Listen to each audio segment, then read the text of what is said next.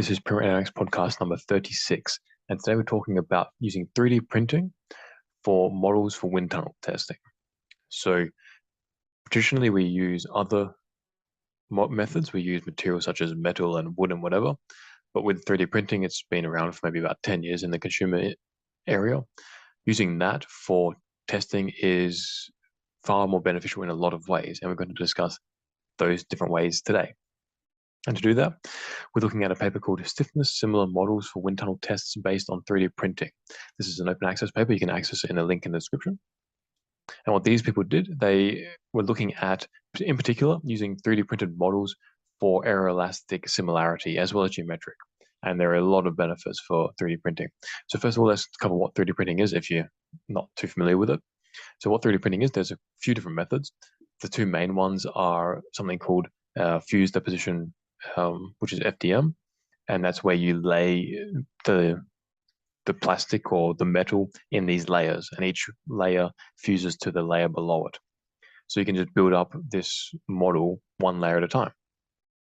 The other one is called resin. So you have like a cube of this material, and then you shoot a laser into it, and then this heats up this area, and then it fuses all those particles together, whether they're plastics, and then that creates the model that way. And they both have their benefits and detriments. We're not going to get into that. We're just going to talk about regular 3D printing, so in general. And one of the major benefits of 3D printing for wind tunnel tests is that you can print very complicated shapes very easily. So one of the major drawbacks of traditional methods such as CNC, for example, which is where you have a slab of material, usually a piece of metal, and then you have to cut out the actual object from that piece of metal. You can't do much on the inside. So first of all, you can't have little cavities very easily. You can't have little locking mechanisms and this and that. And on the outside, you can only have certain features. You can't have very complex features. For 3D printing, that's not an issue at all. You can produce working gears, a working gearbox in one go. You can just print it and then it will work straight away. You don't have to print each little bit and then put it together if you don't want to. So it's very flexible that way. Another major benefit of 3D printing is that, as we'll see in this paper, it can produce aircraft and wings that have very similar aeroelastic properties to a regular aircraft. And that's one major benefit that this method has over other methods. Other methods, often you can't get aeroelastic similarity. Let's just talk about aeroelastic similarity right now, so we're on the same page. So aeroelastic effects on an aircraft are effectively when an aircraft breaks, like when a wing will snap off kind of thing. And that is usually due to some sort of positive feedback, which then amplifies its deformation of whatever object. So your wing, for example, we'll get into some examples later on. And then this just continually grows until the stress on the wing is too much and it will snap. And that's obviously not a great thing. You want to have two wings on an aircraft, not just one, or more wings. So 3D printing has a major benefit in being able to produce self-similar aeroelastic effects. Other methods, such as using metal, often do not. And the reason why is because 3D printing, the material is usually not very flexible, but it has a very low stiffness. So it can flex and is not taking much of the force.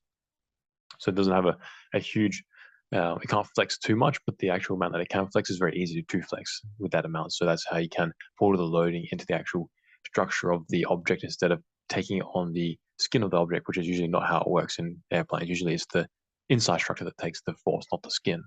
And we'll again cover that. So they were just talking about, to begin with, how when you're doing wind tunnel tests, you want to produce similar models to what you're testing. So not only is it geometrically similar, so we all know when wind tunnels usually scale down the object and you have a scaling factor, let's say 1 to 10 or whatever, and to do that you use the Reynolds number. But then there's also other scaling there's also other similarity properties that you want to satisfy, such as the stiffness similarity. If you have similar stiffnesses, then you can get the same aeroelastic effects, and that way you can actually determine whether your model is good or not. If you don't have similar stiffnesses, then their elasticity is probably going to be different, And then what you're testing in a wind tunnel is not what's going to be in real life, and whatever you find is not going to be applicable. So it's effectively a waste of time. So let's get into it. They say, despite the significant development of numerical computing and flight testing, the current aerospace industry heavily relies on experimental data from wind tunnel tests. That's only partly true.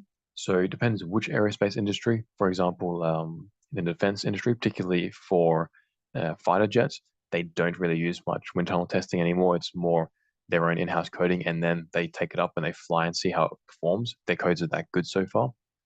So, but then other aerospace industries, such as the commercial, like Boeing and Airbus and that, they do use wind tunnels a lot. So it really depends on the industry. In some industries, they're still very heavily reliant on it. And they say wind tunnel tests show particular importance for the concept design, which determines the fuel life cycle performance and economy of vehicles. That's true. So you can determine how aerodynamic this thing is. The increase of the flight speed and the structural complexity of air vehicles, coupled with a need to avoid risky and costly problems identification during flight testing, have actually driven continued increases in wind tunnel tests.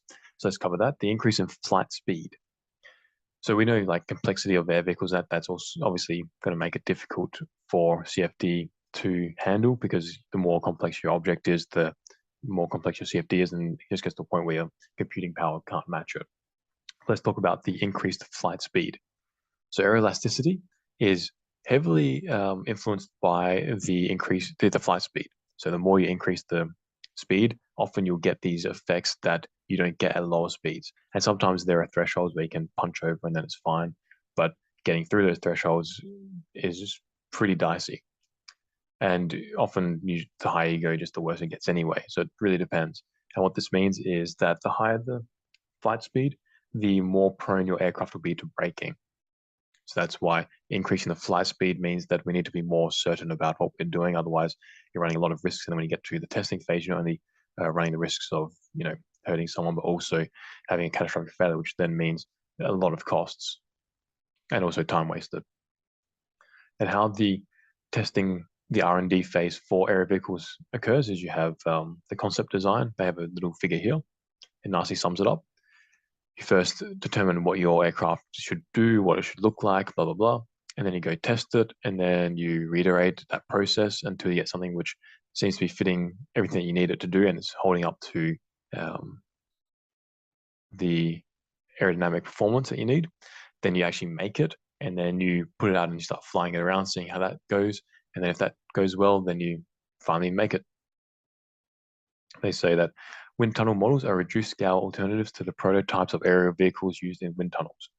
The design and fabrication of wind tunnel models is of an important aspect to the quality and cost of data acquisition. So that's true. Instead of building an aircraft straight away and flying it, you put in the wind tunnel a model, and that can dramatically reduce costs and also time, and also reduce the potential injury to other people. If you put up an aircraft and it doesn't work very well, then the pilot is going to have a bit of a hard time with that, and they could get injured. It does happen.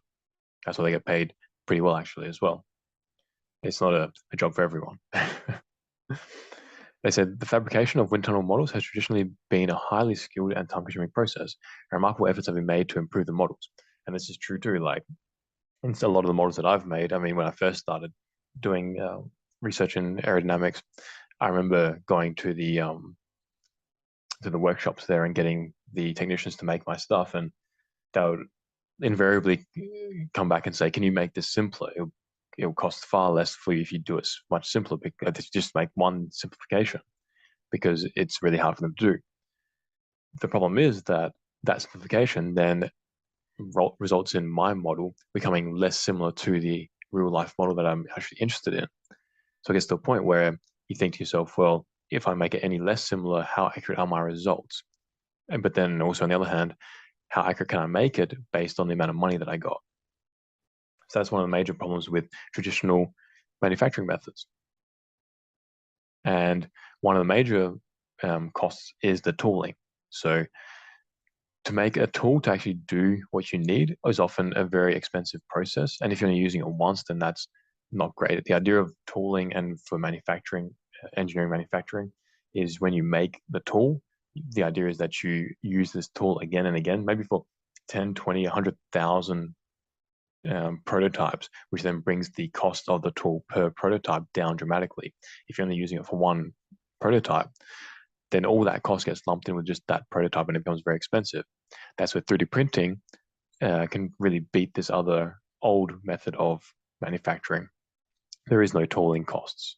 And there's also, it doesn't really cost any more to make a piece of your model more complex because there's no additional labor going into it.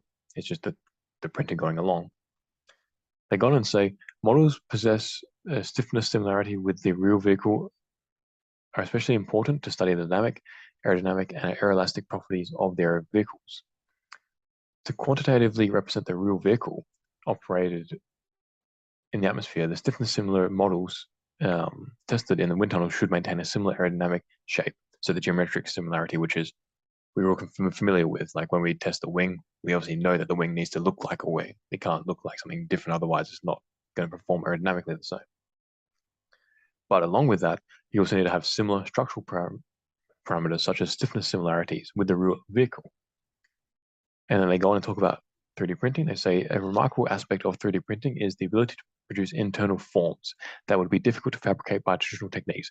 That's what I was talking about earlier, where if you're using, for example, a CNC machine, trying to do anything inside the actual object is very difficult, if not impossible mostly. So you can't really do any internal stuff. With 3D printing, you can. And that also often reduces the number of parts that you have in your model because you can build it all in one go, which then also makes it less complex and more real, like more representative of the real case. So let's talk about the requirements for the similarities. For the stiffness similarity, they say the model should meet similarity requirements, measuring requirements, and strength requirements. Among them, similarity requirements are the most critical. Wind tunnel models are designed according to the similarity requirements that determine the factors scaling down from the aerial vehicles. Geometric similarity, i.e. the outside, means that the outside of the model means that the external contour of the model is consistent with the vehicle to ensure the similarity of the flow, which is the basic criterion to be met by all models. And again, this is very important because if you have different outside surfaces, you're going to get different aerodynamics, which means that you're going to have different aeroelasticity anyway, because the forces on the model are going to be different. So you need to have the right geometry. Then they go on and say the stiffness similarity and mass similarity determine the internal structure of the model that has the same stiffness and mass distribution as the vehicle. And these are important because not only are they coupled, so the mass similarity will affect the aeroelasticity of the actual vehicle, but also it will affect the stability of the vehicle, so the static stability and the dynamic stability, which are also important parts for the testing. You want to know that your vehicle is statically and dynamically stable. And then they go on and talk about, for dynamic models, they have things called flutter, for example, as a dynamic similarity that should be met. Flutter is part of aeroelasticity. And this is the point where, let's say you take the wing. This is a quintessential example. And you start increasing the speed that you're flying at. And the loading increases on the wing, obviously, because you're increasing the lift being produced because the velocity is increasing, and the lift is proportional to the velocity squared. So the force on the wing is increasing. Then you get to this point, not all aircraft have this, but a lot do, and that's where the wing will start vibrating. And then if you increase the speed even more, you'll vibrate even more and it'll become even more violent. The problem with this is that it's usually a positive feedback loop, which means that this vibration starts growing. It's like a resonance. And then that will result in the wing deforming so much that it will just disintegrate. And there's a lot of videos out on the internet that show this happening, and it's really cool to see. As long as you're not in the aircraft, if you're in the aircraft, then you may need a new change of underwear after that, if you get out, hopefully. That's where flutter comes in, and that's one aeroelastic effect. They go on and talk about this now, static aeroelastic models with integral shells. So the aeroelastic models are used to study the aeroelasticity of aerial vehicles, which is one of the most important aspects concerning the safety and performance of high-speed vehicles, as we mentioned, where the faster you go, the more this could incur. And I look at now in figure 4, for those of you playing along at home, they have two pictures. One of the old way of making a model, and one with the new way, with 3D printing. The old way has, for those of you who can't see this, imagine a regular wing, and now imagine so you have the entire span, every 25% of the span, every quarter of the span, they've now broken this up into one section, and they just made that one section. So over a regular wing, you have now 4 sections going from the wing root to the wing tip. Each will be then put together to make the entire wingspan. Now, I don't know how anyone could think this is a good idea, but just looking at this picture where the wing twists, these different sections now are twisting at different angles, so each section is now no longer aligned. You have gaps between them, and the trailing and leading edges are no longer flush because they're at different angles, rotated about the mean aerodynamic core, the Mach. So like the axis going through the span, in other words. So there's no way this is going to approximate a regular wing. The aerodynamics is not going to be the same. The elasticity is not going to be the same. So this is dodgy as. But with 3D printing, you can print the entire wing in one go. And the internal section can be the same as well. So now you don't have that problem. It actually looks really good. It twists properly. So that's one major benefit. And again, this is now going to have much better aerodynamic effects, much more similar, much better aeroelasticity. And then they go on to talk about the design of segment structures. So I said, as mentioned above, the model wing consists of a single steel spar and a single plastic shell made by SL. For convenience of design and fabrication, a rectangular section was adopted for the metal spar. For the integral shell, the dimensions of its internal cavity were designed according to the stiffness similarity. So this is really cool. They make the thickness of this outside shell such that the stiffness is the same as the actual wing. So you can change the thickness based on what you need. And then with a regular wing, if what you know is that in a regular wing, the outside is really just an aluminium or aluminum shell. It really doesn't take much load at all.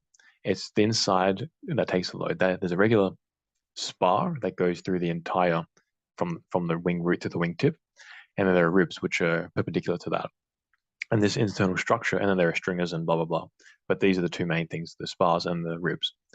And these two main structures take the majority of the force. If something happens to anything in this area, then the wing will probably break. And the shell really doesn't take much force at all. So by being able to use 3D printing and this plastic, you're actually replicating that very well, where you have the internal spar that's taking the force, and the shell itself is not really taking much force. You're replicating the stiffness that the regular shell on an aircraft has. So that's what they're doing here, and that's really cool. And then go on and say, to more accurately simulate the torsional deformation of the vehicle and ensure the stiffness similarity, a vertical web was designed at the rear edge of the model that divided the cavity into 2 independent chambers.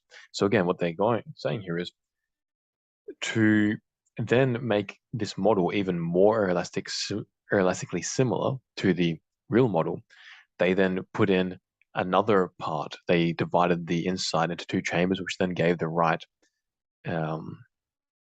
properties there. And what they talked about here was torsional deformation. This is another aeroelastic phenomenon that can result in catastrophic failure. This is where the wing twists. In other words, in layman terms, it twists. And how this happens is you load the wing with the lift, that then results in the wing twisting. As it twists, it increases the lift production again, which then results in more twist, and then it increases the lift production again because it's at a high angle attack, and it just goes like this until the actual wing snaps off. So good times. And this is what we don't want to happen, which is why we want to make a model that can perform the way we want it to, so we can study it to see if it's performing as required or not. Before we go any further, I just want to say to check out Aerodynamics, check out the instrumentation we do.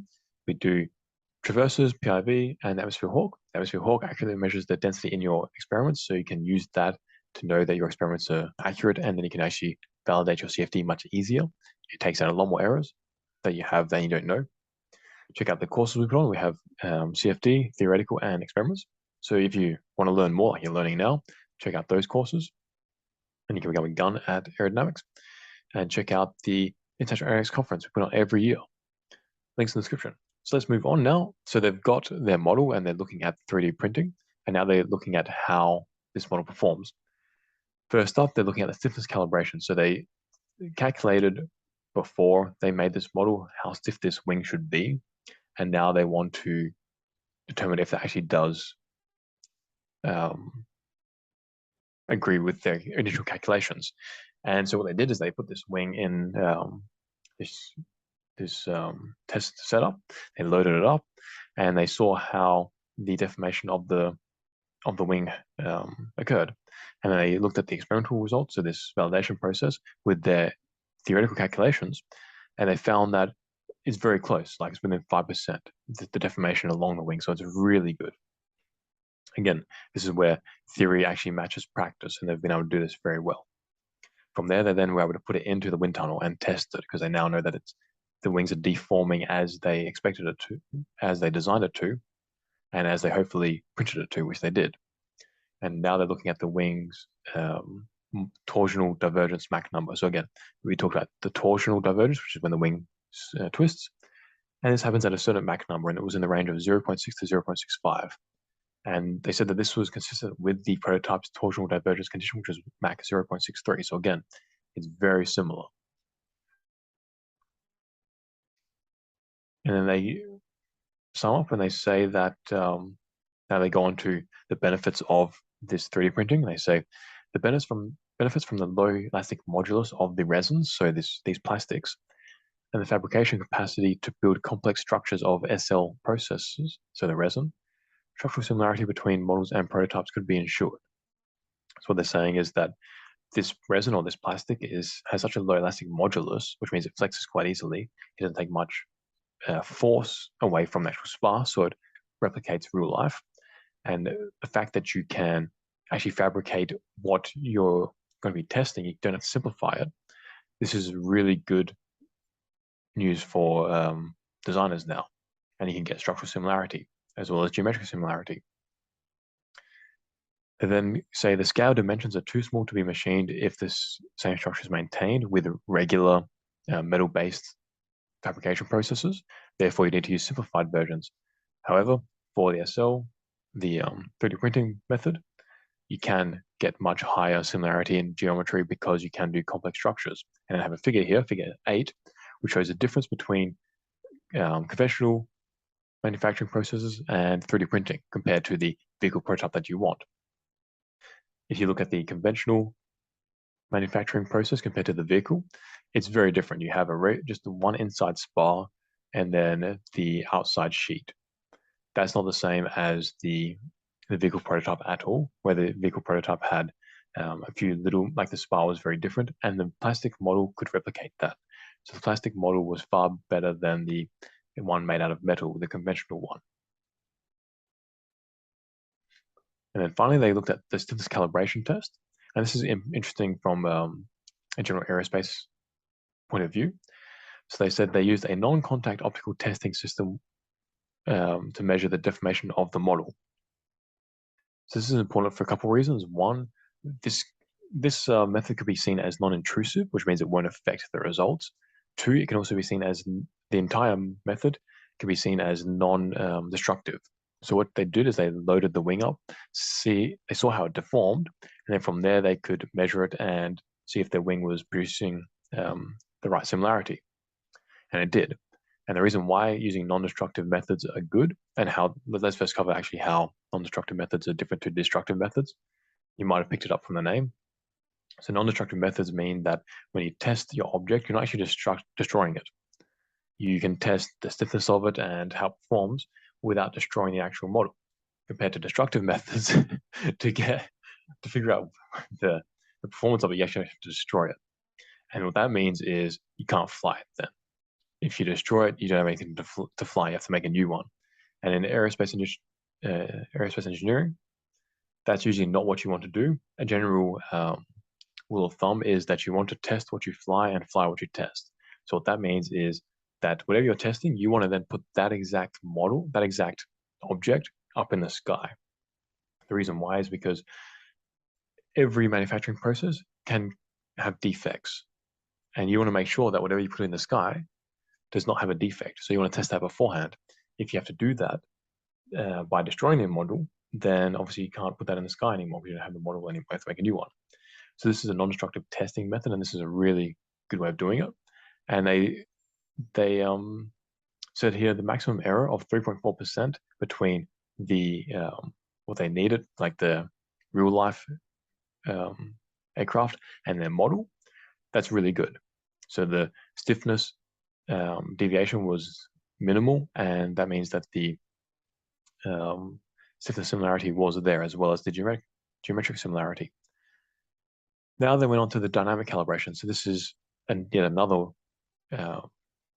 point along the aeroelastic consideration path. And we looked at the static, now looking dynamic. And this is when the wing will start vibrating effectively, and it can result in it hitting its kind of resonance, and then it will disintegrate. They finally say here in figure 11, the actual results measure the desired data fairly well. And it can be concluded that the 3D printed model can represent the aluminium vehicle prototype in the prediction of dynamic behaviors. This is a huge victory because it means that your aeroelasticity can now be predicted well. Now, in their graph, it was pretty good. I mean, the target mode that they're looking at was about 240 hertz. So it means that this thing is vibrating at 240 hertz.